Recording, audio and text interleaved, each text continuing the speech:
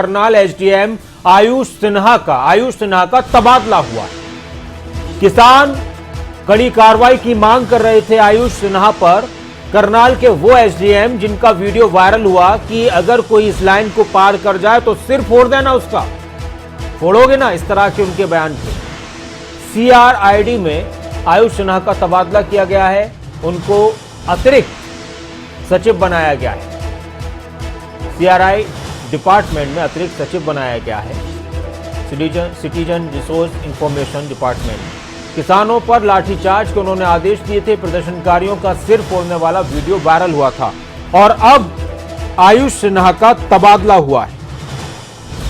हालांकि किसान और किसान नेता इस तबादले से खुश नहीं है। उनका कहना है कि कोई कार्रवाई थोड़ी है, ये कोई कार्रवाई नहीं हुई, सरकार को कार्रवाई करनी चाहिए और इसको लेकर विपक्ष भी सरकार पर निशाना साध रहा है। आपको सुनाते हैं कि कहा क्या था आयुष सिन्हा ने, वो भी आपको हम वीडियो दिखाएंगे कि उन्होंने उस दौरान जो वीडियो वायरल हुआ था उसको लेकर लगातार प्रदर्शन हुआ और ये बड़ा मुद्दा बना, पूरे देश में छाया रहा ये मुद्दा और इसको लेकर सरकार की आलोचना पर भी निशाना साधा जाने लगा। और अब करनाल के उन एसडीएम का तबादला हो गया है जिनका नाम है आयुष सिन्हा। आयुष सिन्हा का तबादला हुआ है और उनको अतिरिक्त सचिव बनाया गया है। सीआरआईडी में अतिरिक्त सचिव बनाया गया है आयुष सिन्हा। लेकिन इस कार्रवाई को लेकर किसानों में और एक और भारतीय किसान union Chaduni group IAS Ayush Sinha के तबादले से नाखुश है। उनका कहना है कि कोई कार्रवाई नहीं है, आयुष सिन्हा को टर्मिनेट किया जाए, निलंबित किया जाए। एक बड़ी और एक अहम खबर, किसान बिल्कुल भी खुश नहीं है। ये भारतीय किसान यूनियन का कहना है कि किसान बिल्कुल भी खुश नहीं है आयुष सिन्हा के इस तबादले से। मुकदमा होना चाहिए आयुष सिन्हा पर।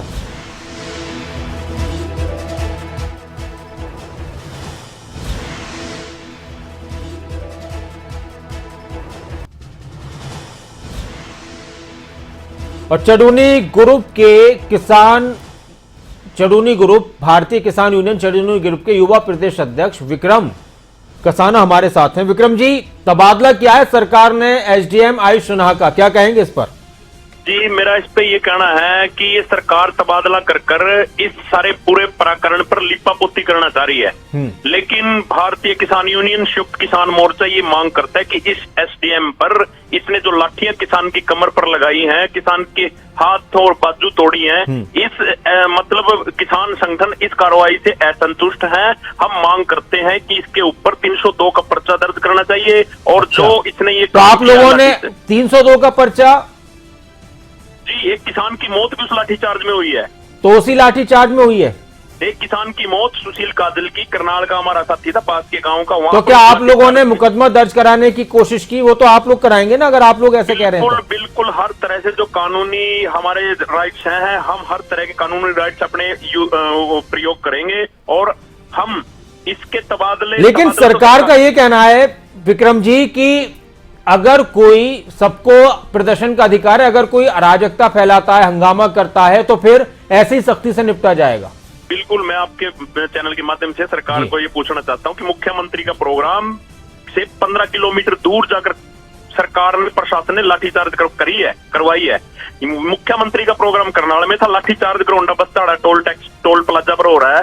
तो ये सरकार का पूरी तरह से प्लांट तैयार तरीका था कि किस तरह से किसानों को डराकर लाठियां मार। एक मिनट में हमारे साथ ना प्रोफेसर विदुर रावल जुड़ गए, बीजेपी के प्रवक्ता हैं। विदुर रावल साहब, किसानों का ये कहना है कि कोई कार्रवाई थोड़ी है, किसान चाहते हैं कि एसडीएम पर कार्रवाई होनी चाहिए। उन्होंने तो इतना बड़ा बयान दिया था। देखिए, पहली बात तो आप बार बार इनको किसान कहकर किसान को बदनाम कर रहे हैं। अच्छा। आपको तुरंत ये शब्दों की बजाय आपको शब्दों का चयन अच्छा करना चाहिए। क्या कहना चाहिए सर? इनको आंदोलनजीवी कह सकते हैं आप, आंदोलनकारी कह सकते हैं आप। तो किसान तो आप भी कहते थे शुरुआत में कि किसान हैं, हमारे हैं, ये हैं, वो हैं। ये पहले जिसकी आप बात कर रहे हैं, एक मिनट कसाना जी, एक मिनट उनकी बात सुनते। बोलिए विदुर रावल जी।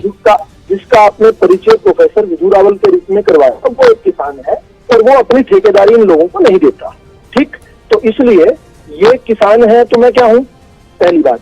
दूसरी बात, आप इनको आंदोलनकारी कहिए, आंदोलनजीवी कहिए, अराजक लोग कहिए, जो कि दूसरी बात में इनकी बात सुन रहा था, ये कह रहे थे 15 किलोमीटर दूर। ये क्या ऐसी बात आपके टीवी चैनल पर ये पुख्ता तौर पर कह सकते हैं कि ये मुख्यमंत्री जी के कार्यक्रम का विरोध नहीं कर रहे थे? ऐसा ये कह रहे हैं क्या?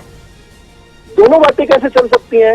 ये कह रहे थे हम मुख्यमंत्री का कार्यक्रम नहीं होने देंगे, और फिर कहते हैं कि जी हम वहां पर कुछ कर नहीं रहे थे। ये दो बातें कैसे हो सकती हैं? मतलब तो एक बात तो कहें, अच्छा। या तो कहें कि हम, या तो ये कहें कि जी हम तो केवल शांतिपूर्वक तरीके से वहां बैठे थे, हम कोई विरोध नहीं कर रहे थे और पुलिस ने आकर हम पर लाठी चला दी। और या तो फिर ये कहें कि नहीं जी हम विरोध कर रहे थे, और विरोध करते हुए हमने ईंटें, पत्थर, कस्सी, जिसकी वीडियोस देखी है सबने, प्रदेश में देखी है। चलिए एक बार, हाँ कसाना जी आप सुन रहे हैं विदु रावल जी को, वो क्या कह रहे हैं?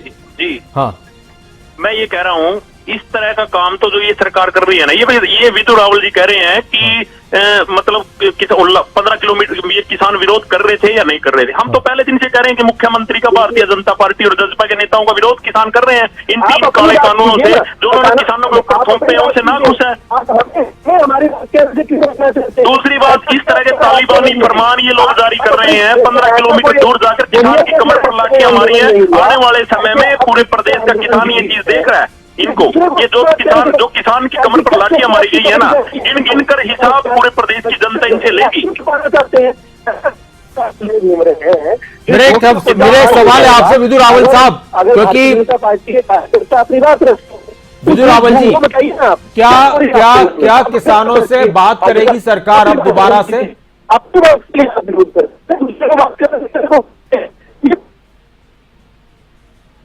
क्या सरकार किसानों से बात करेगी, मसले का हल निकालने की कोशिश होगी अब दोबारा से?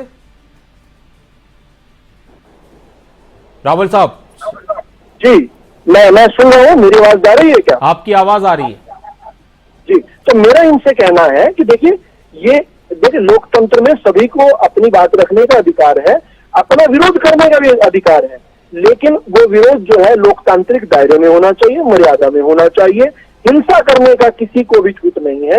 अच्छा विदु रावल साहब, जो एसडीएम का बयान था, आप इत्तेफाक रखते हैं उनके बयान से कि जो भी इस लाइन को पार करेगा सिर्फ वोट दिया जाए? मैं बिल्कुल इत्तेफाक नहीं रखता उनके बयान से। उनको ऐसा नहीं कहना चाहिए था।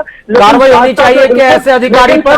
नहीं, आपने बात बीच में रोक दी। क्या कार्रवाई होनी चाहिए ऐसे अधिकारी पर जो ये कहे कि कोई भी यहाँ से गुजरे उसका सिर फोड़ देना? आपने एंकर महोदय, आपने मेरी बात बीच में रोक दी। आपको मेरा वाक्य पूरा करने देना चाहिए। बताइए।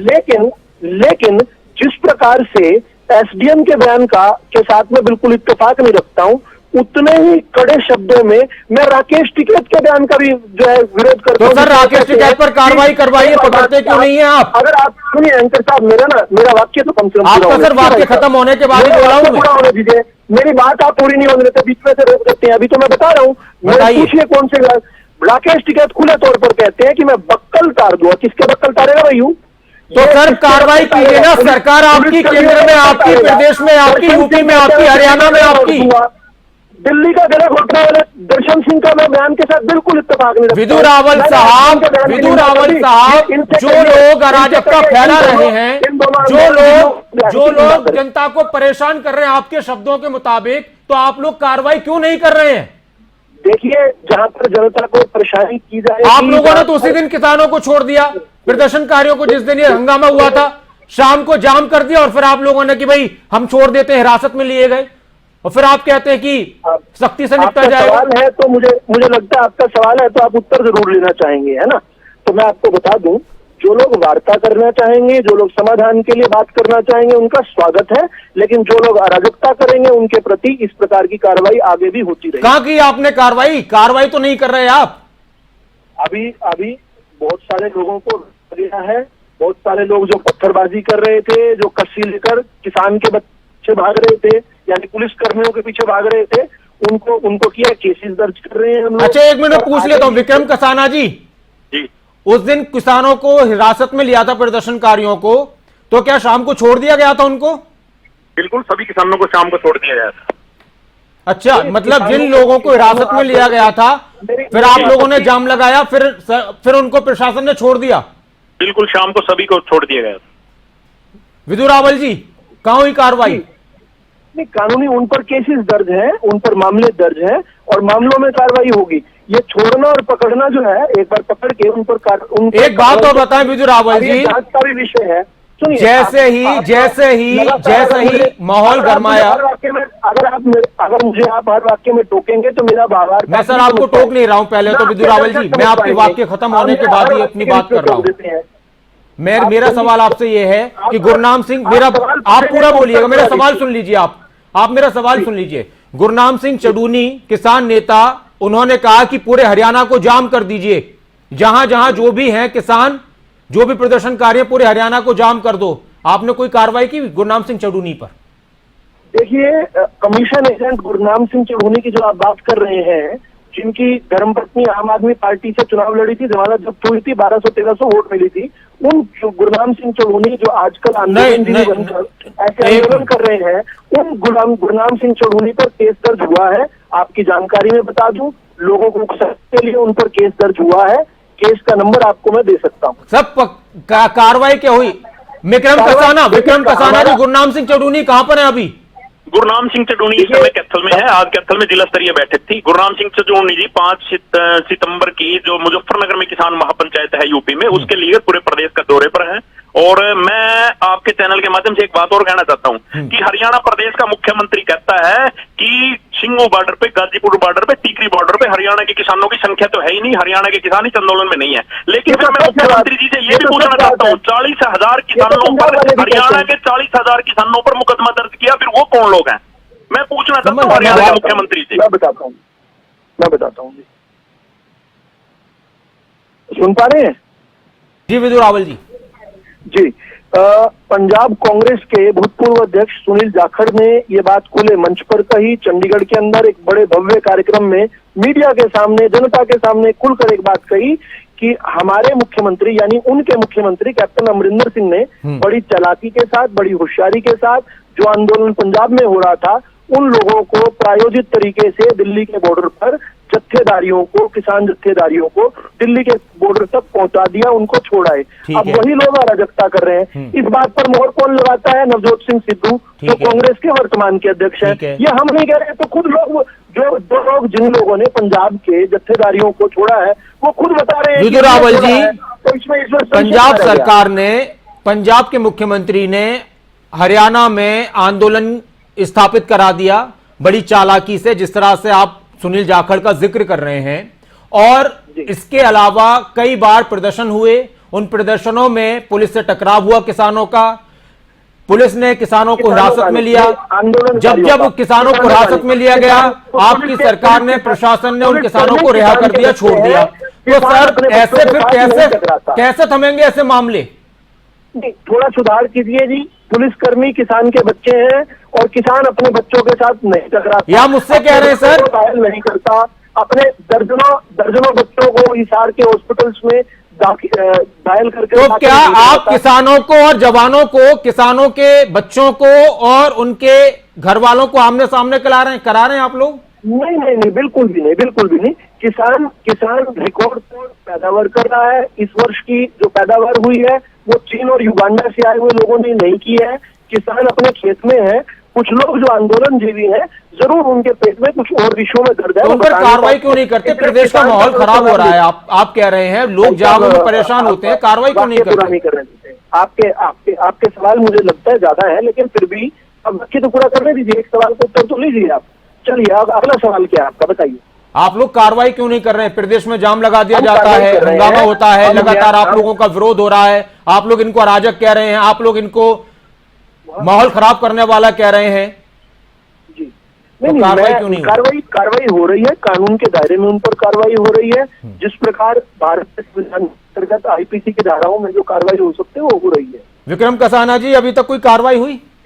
अभी तक किसी किसान पे, लेकिन हाँ कार्रवाई हुई। झूठे मुकदमों की कार्रवाई हुई, देशद्रोह के झूठे मुकदमे, 302 के झूठे मुकदमे दर्ज, किसानों की कमर पर लाठियां मारी गई, उल्टा किसानों पर परते दर्ज। ये कार्रवाई जरूर ये लोग करवा रहे हैं। ये झूठ जीवी लोग हैं, ये झूठ जीवी, भाषण जीवी लोग हैं। इनको ये चीज की खाते हैं, सिर्फ कागज पढ़कर आ जाते हैं, दरअसल पर इनको हरियाणा प्रदेश की हकीकत का कुछ भी पता नहीं है। सिर्फ भाषणबाजी पढ़ के आ जाते हैं, ठीक है ना, ये लोग हैं। और रही बात हरियाणा के 40,000 किसानों पर मुकदमे दर्ज हो गए, मैं इनको बताना चाहता हूँ।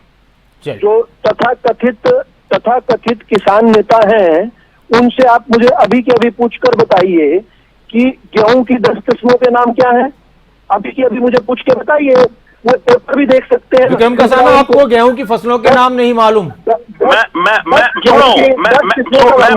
धरातल पर काम करता हूँ। मेरे गांव के पास अडानी एग्रो के गोडाउन है। आज तक सैकड़ों किसानों की पेमेंट फंसी हुई है। जिसकी ये पैरवी करते हैं अडानी की, अंबानी की, उनके गोडाउनों में आज तक किसानों की पेमेंट फंसी हुई है। मैं कैथल अरे की भाई बात कर साहब, रहा हूँ। सवाल पूछे, 10 किस्में बता दीजिए ना। 10 किस्में बताइए अगर आपको पता हो। चलो छोड़ो, किस्में, गेहूं की किस्में? जीरी, जिसको धान और जोना बोला जाता है, पंजाब के अंदर धान बोला जाता है, जीरी, हरियाणा में जीरी बोलते हैं। आपको मालूम है आपको विक्रम कसाना जी किस्में गेहूं की?